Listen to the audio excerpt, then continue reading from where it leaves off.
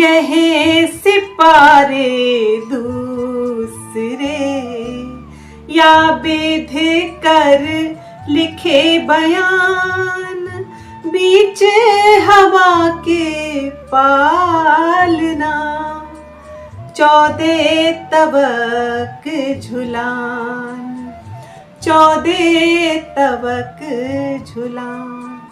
कहते हैं कुरान के दूसरे पारा सैकूल में इस प्रकार लिखा है कि 14 लोकों का यह ब्रह्मांड आकाश में झूले की तरह झूल रहा है। ना इसमें कोई थंब लगे हैं, ना कोई इसको संभाले हुए है।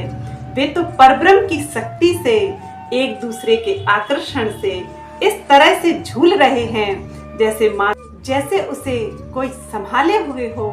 युक्ति पूर्वक वे ग्रह एक दूसरे की परिक्रमा करते हैं, एक दूसरे के आकर्षण से बंधे हुए हैं और वे हवा में झूले की तरह झूल रहे हैं। इसलिए उस परब्रह्म की शक्ति, उस खुदा के कर्म से यह सारा ब्रह्मांड चलायमान है। अर्थात आकाश में स्थित सभी लोक लोकांतर हवा में झूले के समान झूल रहे हैं, जैसे उन्हें कोई झुला रहा हो। उस प्रियतम परब्रह्म की शक्ति से यह संभव है।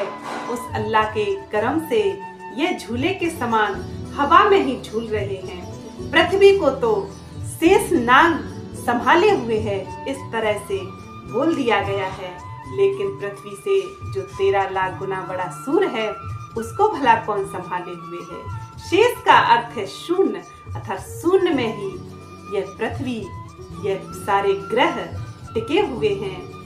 पौराणिक दृष्टि से पृथ्वी को शेषनाग अपने फन पर संभाले हुए हैं, लेकिन शेष का अर्थ होता है शून्य, अर्थात शून्य में पृथ्वी सहित अनगिनत ग्रह यूं ही प्रियतम परब्रह्म की शक्ति से वे हवा में झूल रहे हैं, अर्थात शेष में व्याप्त हैं। इसे ही शेष की सैया कहा गया है।